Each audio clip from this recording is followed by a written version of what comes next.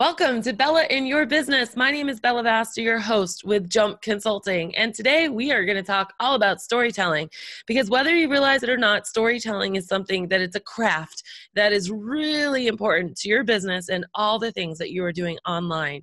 Today, my special guest is Gael Gilliland, is a founder of the Legacy Recorder. She's passionate about helping every person record their life story for future generations to cherish. She's also a freelance writer, a millennial mother of three future creatives who in the present day give her daily inspiration and a few gray hairs. Gael, welcome to the show.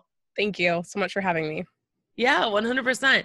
Why don't you fill in the gaps there and tell our audience a little bit more about you, where you're coming to us from, and fill in the gaps.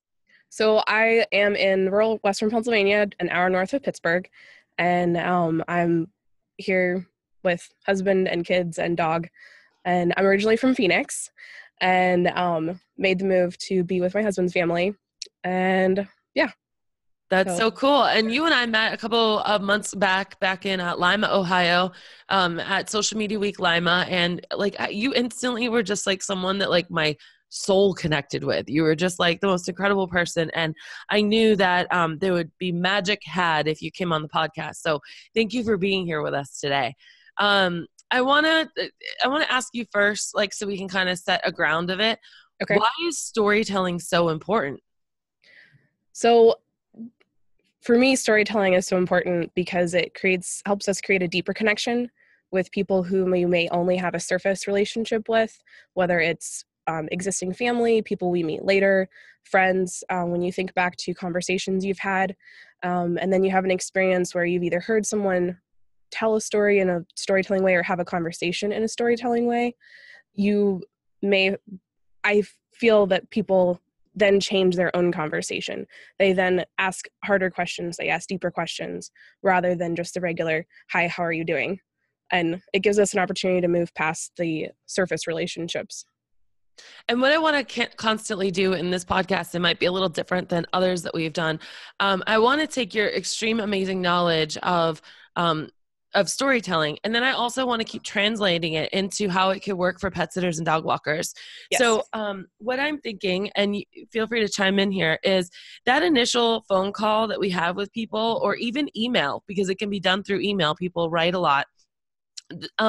Asking those questions before we get into how much do you charge and what do you do could be really beneficial for your business, right? Getting people to talk about their pets. How old is your pet? Where did you get your pet from? What do they like to do? Are they used to you being home all day? I loved that question.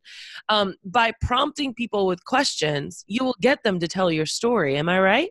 Yes. And if you add in the extra questions of it might sound weird the first time you ask, but asking how they think their dog feels when they come home, when they leave, and bring in that emotional, because many of the people I think who have pets and are looking for pet sitters and looking for extra care for their pets definitely have an emotional attachment to their pet themselves, but they also feel there's an emotional reciprocation from the pet. And so giving them an opportunity to tell their pet story, like that life that's going on with the pet, and recognizing that the pet has their own experience and their own life within the home, and giving recognizing that and giving the pet owner the opportunity to talk about their pet in that way, I think will set you apart from someone who's just going, okay, well, what time and this and that, which are of course all things you need to know, but giving them recognizing that human experience that's going on between pet and pet owner, I think will be very helpful. I love it. I feel like it does two things. One, it reminds the person who's calling with this problem of I need pet care to put themselves in their pet's shoes. And a lot of the times we are an outsource of love and guilt. That's really what it comes down to, right? Because they could put them in a boarding facility or lock them in a kennel somewhere, but they don't. They want pet sitters and dog walkers to come to their home because they feel a certain way, and they impose those feelings on their pets too, because we never really know exactly what they're thinking, but we can have a pretty good guess, right? Right. But this is also brilliant from just a psychological sales standpoint, because part of selling isn't telling people what they want. or telling people what you do. It's them discovering that they really want you. And that Right. can really happen if you get really good at this storytelling thing. So, Gail, I know that there's also people listening right now that are like, nope, this isn't me. Nope, nope, nope. This is only for certain kind of people. I'm not a salesperson. My prices are on my website, and that's all they need to know. And when they call me, they should know. That's what they're thinking. Yes. So Gail, I want to ask you, who should be telling stories? Does this apply to everyone? And I'm talking in real life and in business. Can anyone tell stories? Yes. You're doing it every day, whether or not you want to acknowledge that that's what's happening. Every time you post on Instagram, every time you do a Facebook post, anything that goes out in relationship to your business or personally, you're telling your story. And when you're more mindful about how you're doing it and what you're posting, and beyond just the strategy, but just looking at the question going, when someone reads this, what is their first reaction? Do they feel happy? Do they feel sad? And how are they? Because every time someone reads something or sees something from you, they feel a certain way. And the more positive the feelings are, the more likely by the time you get them on the phone, regardless of if you decide to do what I've suggested or what Bella suggests, you will have a better chance of closing the call than if you just mindlessly put things out. Now, when we are putting stories out and like maybe we're creating that post on our business page or something, is there a certain anatomy that we should follow, or is a story a story? Is it, hey, this is what happened to me today? Or is there a concise template that we could follow, or maybe that we want to grasp onto because we don't feel like we're really that good, even though we've been doing it since the cavemen? I think it really depends on which platform you're on. But Okay. think about the basic tenets of a story. So you have the beginning, the middle, and the end. So the beginning is it could be complete. It could be simple. The middle is some kind of crisis, something that you're leading up to that you're going to help. That you are leading up to that you're going to help solve, and then the end is the solution. And then the end also including your CTA. So that's your call to action. So that's a very loose guideline. But if you Yeah. think about presenting your marketing in that way. So let's say on an Instagram story, maybe you spend 3 slots on an Instagram story on the beginning, and then 3 slots on the middle where the crisis was, or maybe even, a little bit more. And then the last part of the Instagram story is the end. And then of course your call to action of now that they've heard this story and they've heard this crisis that was solved, what do you want them to do next? And I think another valuable thing to think about is what change happened. You were one thing at the beginning, and Yes. what were you at the end? Or what was the solution? Or maybe it's not you, maybe it's the dog, maybe it's the client. And you guys, I want to encourage you every single day. You are being bombarded with stories. Hey, Gail, I need a pet sitter because my grandmother just passed away and she lives in another state, and I'm so sad to leave my dog, and I've never left my dog, but this is my grandmother. I have to be at that funeral, Gail. Like I need help. And then by the end of the call, I felt like Gail was my best friend, and I was really excited. In fact, I emailed her and I wanted to share a snippet, and it said, Gail, I was so scared about this, but now I feel really great, and I know that my dog is going to be in good hands. We have these stories that are being told to us every time we answer the phone. And these stories, most of the time, you guys, you're the hero of the story. You're the one saving the day. And it's not a boastful thing at all, but I was so happy that I was able to help Gail out because, we all have grandmothers. And imagine if your grandmother passed away in another state and you couldn't go see her because you were afraid of what you were going to do with your dog. Well, that happened today. This person called, and you can insert, the middle of it, how you went through that transition, and then Right. you share the end. Guys, this is happening to you every single day. You have many stories to share. Gail, what do you think about that? Yes. I mean, every time someone comes to you with a problem, you're offering a transformation, whether or not you realize it. And think back to the last 5 calls you had and think about how you helped them finish the story, because you guys get to be the last few pages of the story. You get to be the Yeah. end every time.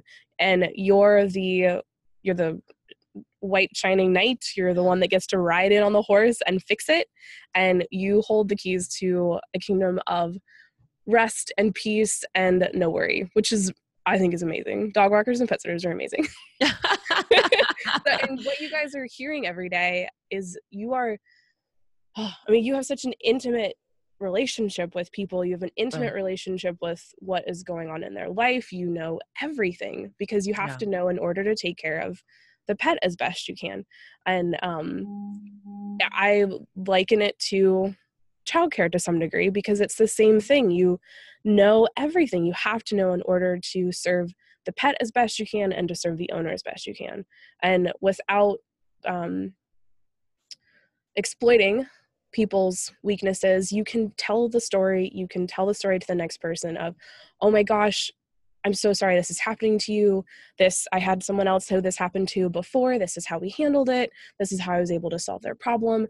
Do you think that would work for you? And they're That's going such to a say great yes. that's such a great thing to say, and it works all the time. Yes. Another way that you guys could tell stories is when you are doing those Instagram stories and there is this little white dog, sniffing the grass. Tell what problem you're solving for these people. Tell the story. Fluffy's mom called us 2 years ago. That's when we first started our relationship. And it was because of X, Y, and Z. And over the years, we've been able to da, da, da, da, da, da, da. And we really love Fluffy. Like what is every dog that you're sitting for has a story about how it got to its parent, how it came into your business, what it does every day. There are massive stories. There are little stories. And I just want to encourage everyone listening right now to think like a journalist. What would you do if you were a journalist right now? How would you make this like a story? How would you create a lesson out of this? Right. So, I mean, we talked a lot just about how you can use storytelling in your business, but are there any other ideas, or it doesn't even have to be pet sitting and dog walking, Gail? I know you have a pretty awesome story about how you use it in your own business. Can you share that with us? Um, About your with like, grandmother and the book? oh yes. So one of the personal anecdotal examples I use for the company I have called the Legacy Recorder is the picture on the front of my book and the picture on a lot of on the website and in social media is a picture of two women and a baby. And when you look at the picture, if you don't know me and if you haven't heard the story yet, what you see is two elderly women who are holding a baby, and they're maybe sitting in front of a house. And so the story that I tell about that photo and the story behind the photo, which is my goal for people, is that they see the photo, but then they ask the question, well, what was going on behind the photo? Why are those two women sitting there, and asking the questions? And just to relate it back to what you're doing in your Instagram photos, it's wonderful and beautiful to post those Instagram photos. Include the story of what was going on behind the photo. Why was the dog doing what it was doing? Why was your staff member doing this? Why did you do this? Yeah. And if it was a past photo, what was happening then? So going on with my story. So the two elderly women are actually my grandmothers. It's my maternal grandmother and my paternal grandmother. And the baby they're holding is my oldest daughter. And it's the first time my grandmothers have ever been in the same place together.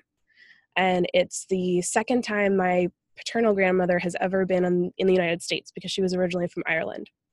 And the reason they're both there is because I had a baby, and so they're there to see the baby. But the reason my paternal grandmother is there is that my father's dying, and he's in ICU, and the doctors have said that whoever wants to see him, they need to come now. And so part of his family has flown from Ireland to be in Phoenix, and it just happened to coincide with my daughter being born. So that's the story behind the photo. So if you see the photo on the Legacy Recorder website or on the book, that's the story behind it.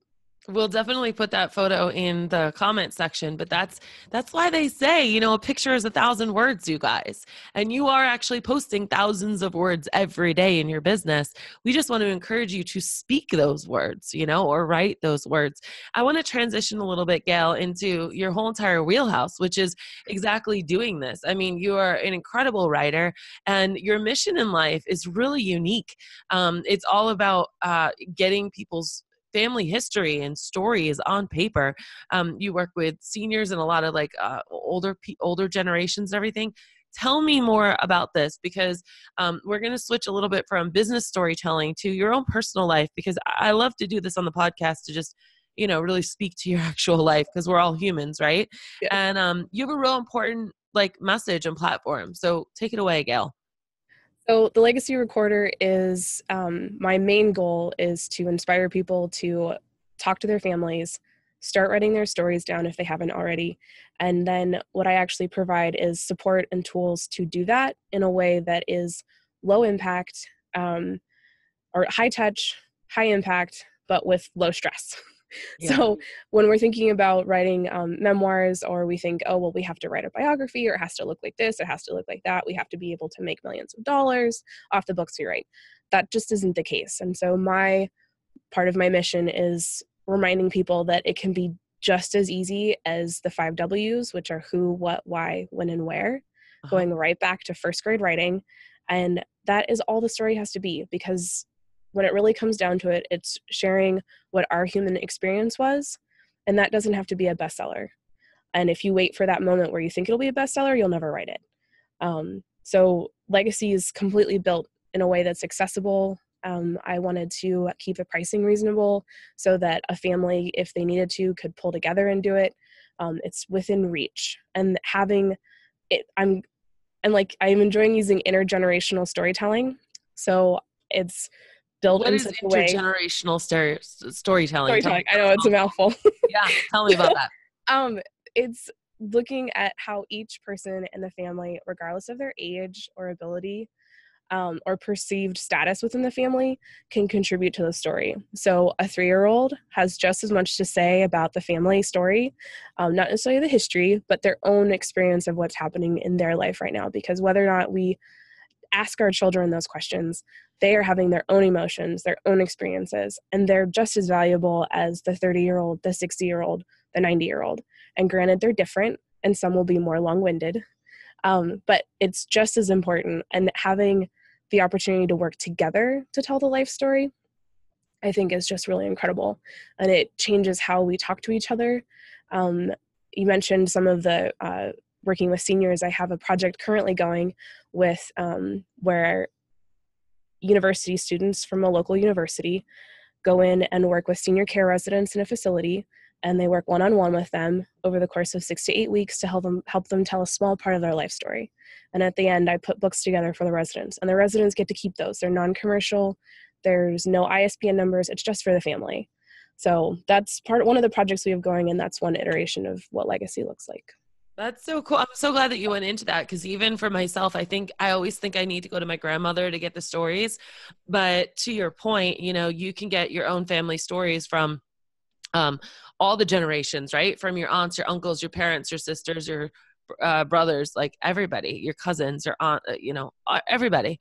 So I think that's really cool. And you guys, I know this might feel like a sharp turn, but it really isn't. It's in the end of the day, this is all storytelling, right? We all have a story to share. And the way, if you think way back to the ancient caveman times, I know none of us were there, but I could just imagine them sitting around a fire, and what else are they going to do to entertain each other but to tell stories? Each one of us has the ability to do this. We can, of course, use it for our business, or we could help preserve our own family legacy. So Gail, thank you so much for being here today, because it's so, so, so unique. I know that you have a special offer, the free mini course.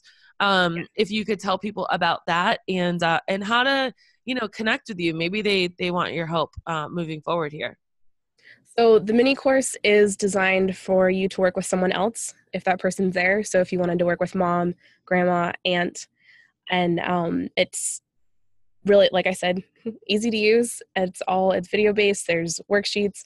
One of the things I'm really proud of is that I made a Mad Lib for your story narrative. Oh, so cool. If you just don't want to write it all, you can literally plug and play your data. Like, you can plug and play the pieces for the story, and you don't even have to write it. And that then sounds like a fun thing to do, like this holiday season, like for Thanksgiving or for Christmas. Yes. Like print it out and bring it to your celebration. And that's all in the course. So it's all included. And you can find it if you go to www.thelegacyrecorder.com. There's a tab for the menu. It says Tell Their Story. If you click that,